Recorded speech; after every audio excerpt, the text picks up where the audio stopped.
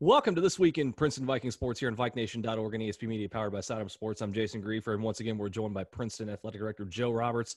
Joe, good to talk to you again. From what I gather and following Vike Nation, not much happened this past week. Would that be right? Yeah, Jason, we had a leisurely week, didn't we?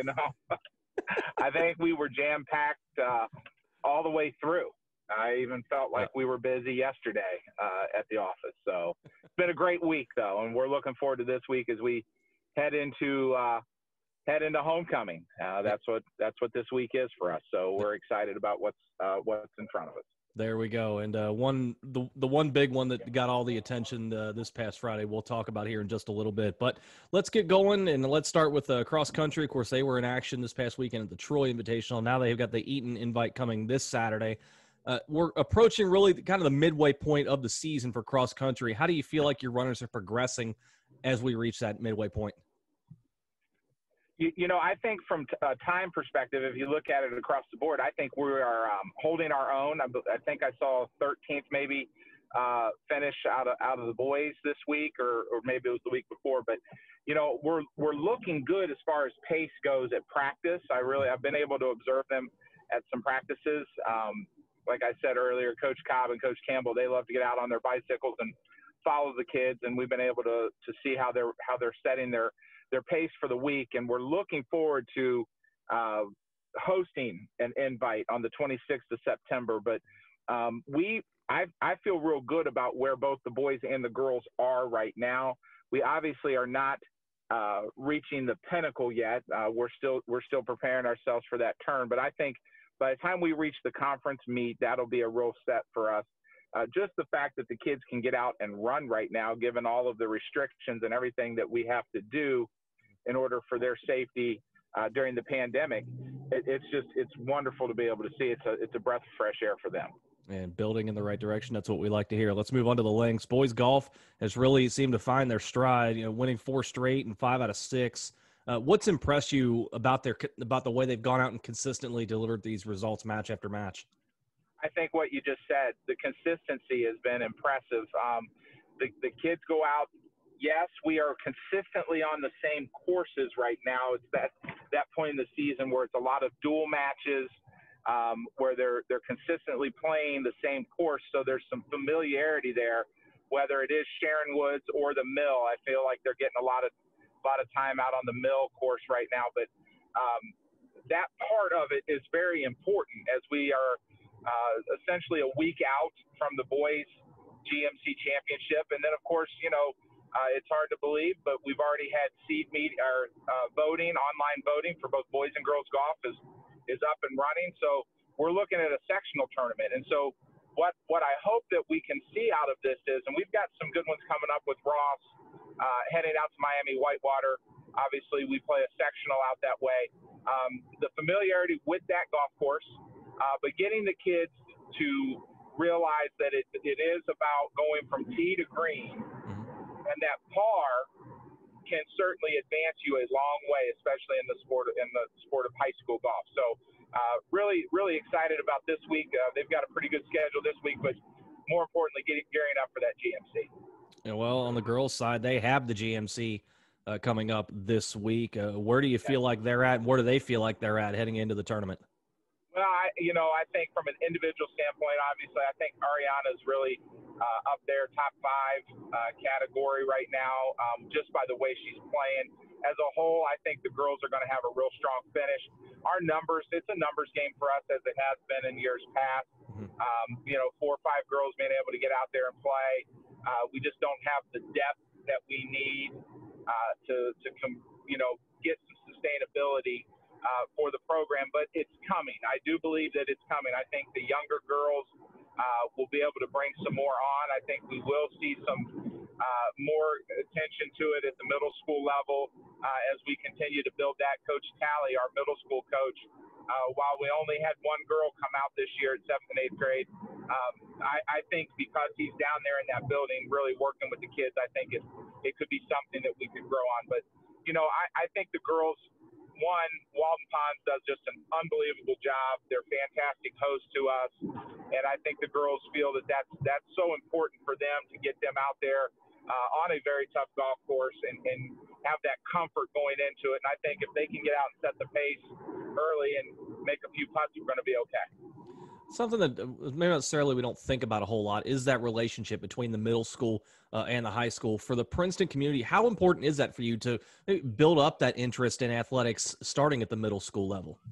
Well, I mean, it's critical, to be honest, Chase. I mean, it is. You've got to have it is a 7-12 thought process once you reach the educational-based athletics level. You know, obviously the youth programs are very critical as well because that's your building block, but we don't have very many internal youth programs. Obviously, we have a little Vikes football program, but, you know, when you look at the sport of soccer, you look at baseball and softball, basketball, a lot of those programs, they have established travel teams or recreational club programs, what have you, and not necessarily school-based programs. So when they get into the 7th grade, it really is a huge learning curve to be able to get them to have that connectivity and to draw their interest into the activity and keep them there. Let's move on and talk about tennis here. Kind of a tough start to the conference play here, despite a really strong non-conference start. Conference play has been a little tougher for the Vikes as you've seen there. Is there concern from the coaches at this point, or are we looking at this as, hey, we've had a really, really tough stretch to start the year in terms of quality of opponent? Well, I don't know if Coach Bruning ever has concern because he has a lot of confidence in the girls. Our schedule, as you said earlier, I mean, obviously when you reach the GMC in conference play, it just becomes difficult. It's hard, and so our non-conference schedule really helps build us and prepare us for that tough conference schedule. And then that tough conference schedule is what's going to build us and prepare us for what we have in a couple weeks with the Coaches Classic, and then leading right into the conference tennis tournament, but then right into the sectional tennis tournament. And I think, you know, tennis and golf are those individual sports that are played as a team. And that's so important because from an individual perspective, you've got to go out and be able to perform at your best level and prepare yourself. But then at the same time, you've got to set the stage for the entire team. So whether it's one singles or two doubles, you know, focusing on the fact that we've got to win our match, just like in golf, you know, what you have to do is you have to be able to set that tone for everyone else. So I think while we see what the ups and downs are because of how difficult the league can be, I think that we're in a pretty good position right now to show some stuff at the end. It really is a unique pressure that tennis and golf athletes have because, like you said, you've got to win your individual match, but then that also goes towards the team match. So very unique there, and it takes a very special mental mindset, I would say, to play those types of sports there for sure. Let's move on to the pitch. Boys soccer right now off to a good start in the GMC, 2-0 thus far. You've got Oak Hills coming up this week. Unbeaten, as I said, through the first two, but do they feel like they can sustain that throughout the rest of league play? Well, I was talking to the coaches Saturday night before the Kings varsity match after we had our senior night ceremony. And, you know, the Fairfield win kind of shocked us a little bit in terms of the fact of how we were at practice leading up to it. And we just didn't seem to have a lot of mojo, if you will, going into that match. And then all of a sudden we come out and Diego said, man, we played so well and so together. And he, you know, let's keep that string going. And yeah, we've got Oak Hills this Tuesday and then Lebanon on Saturday at Lebanon. And we faced an extremely well-coached, well-disciplined, solid Kings team Saturday night that they were physically bigger. We were a little bit faster than them, but they were physically bigger than our kids. But that's not, you know, that doesn't take anything away from how our kids performed on Saturday and this past week. Yep. It's just a test of what you're going to see night in and night out in soccer. And I think we can keep it going. I really do. I think we can really get ourselves moving in a direction that we need to do in order to be ready for the end and for that run in the postseason. Do you maybe sense an extra bit of maybe confidence, maybe from yourself or from Diego, given the fact that, as you said, going into the Fairfield match, the practices were not, maybe as crisp as it would like them to be, and yet you still came out and got the result you wanted? Yeah, it's that old Allen Iverson theory, Jason. It's that practice. We're talking about I don't know. I mean, is it the dog days of summer? Because here we are. It's still hot outside. It's September. Mm-hmm. Student athletes, and not just Princeton, all of our student athletes, all students in general right now are dealing with this transition of pandemic education differently. And we've got half of our student population at home for a week, while the other half's in the building. You've got some that are working remotely full time. Mm-hmm.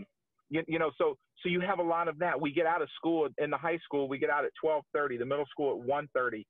There's a gap there before we even start. Now, boys soccer always traditionally will be practicing later in the evening because that's when our coaches are able to be here because of their work commitments. But still, you have that going through your mind, and they're trying to maintain their schoolwork. They're trying to do what they have to do there. A lot of them may have a job that Sure. they're also doing. And then they also, they're kids. They need to have a life too. They've got friends, and they've got the ever popular world of PlayStation, whatever number we're on now, and a girlfriend and what have you. So they get out there and they're probably in a little bit of a funk, and they really don't want to go out at 5:30. It's still pretty warm out on that turf, and they go through that. But it's the battle of the adversity of what they overcoming that, and then all of a sudden it's like you get this perception of, man, we're just really dogging it during practice, but the light turns on when the lights do turn on, and you're matched up against another team. So it's both ways, I think. On to the girls' side, this has been a really interesting way to start the year for the girls. They're sitting mid-pack in the GMC, but you haven't had a home match yet. There's 6 straight to start the road. You're finally going to get one this week at home against, I believe, Oak Hills there. How would you say the girls have held up, given the fact they have not had a home match thus far in the season? The girls are battle-tested. They are road warriors. I'm looking forward. Actually, I'm looking forward to getting them back home so that they can get in front of their home fans a little bit. I know the parents have been traveling with them, and that's pretty much who's able to watch them right now. But, I think they're ready to get back on their own turf and kick the ball out here too. So it's going to be great. But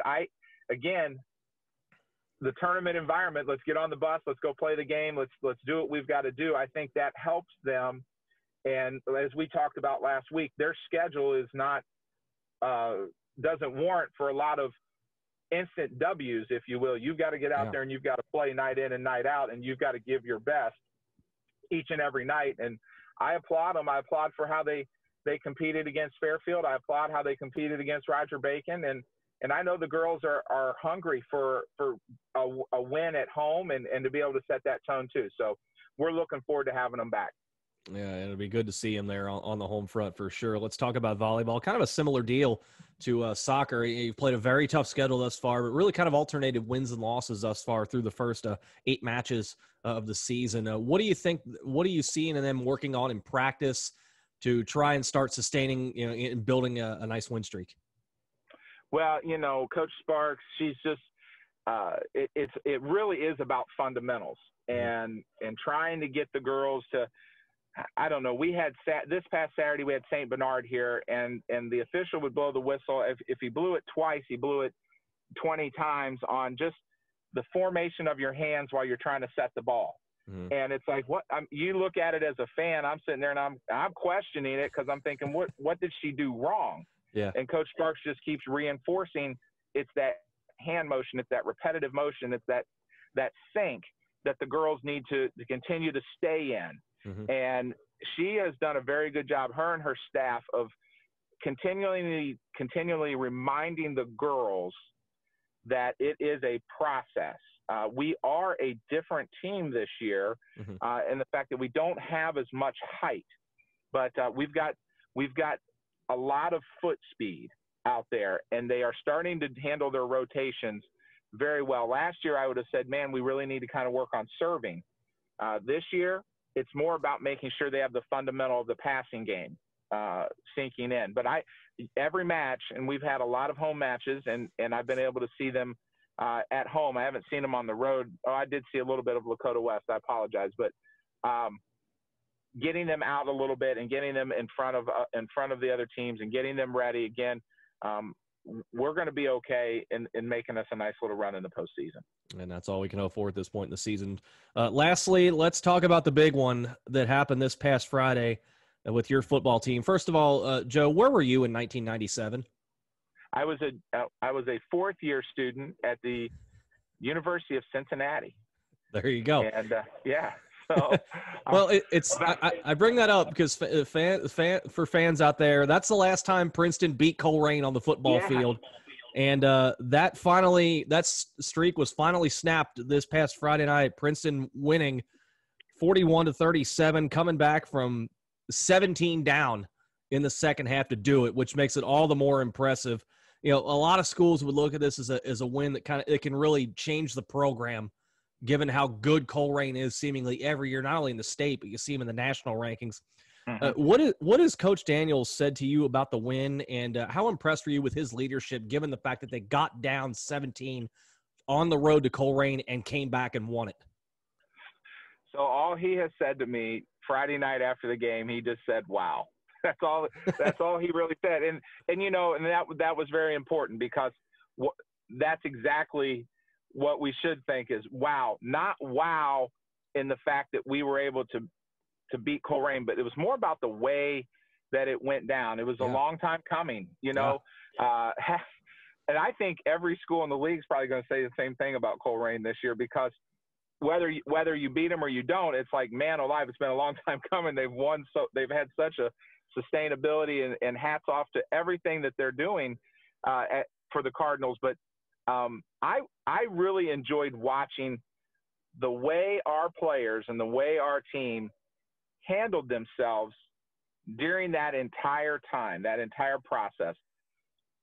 I watched the low of lows from our kids in just the simple fact that it's over, we're down, we're not going to be able to come back, to just a few plays, just a few plays here and there. And then all of a sudden you can watch the energy come back up.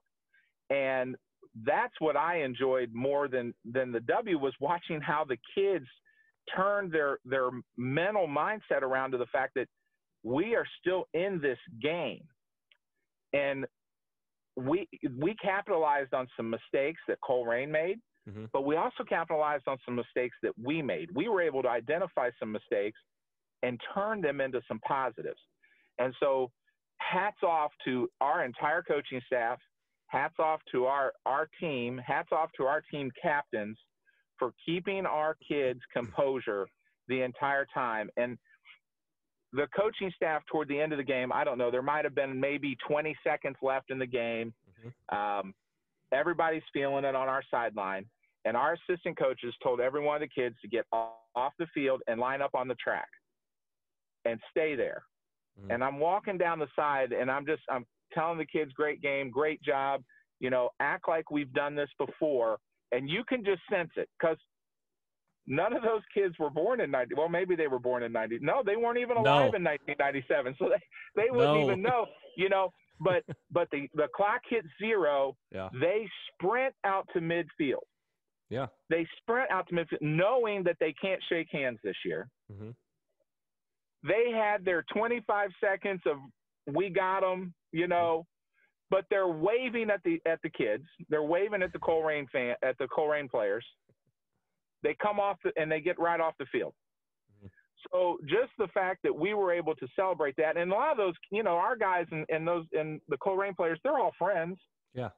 They know one another, so they're each gonna give their little pop shot to one another, their little digs, and that sort of thing. But then it was almost like, we're gonna get off the field. They went back to the area where Coleraine had us staged, and it was almost as if we gotta get back to business. They did their Coach Daniels jumped right in with the team, celebrated with them. Then he blew that whistle, and he said, "Home, back to work."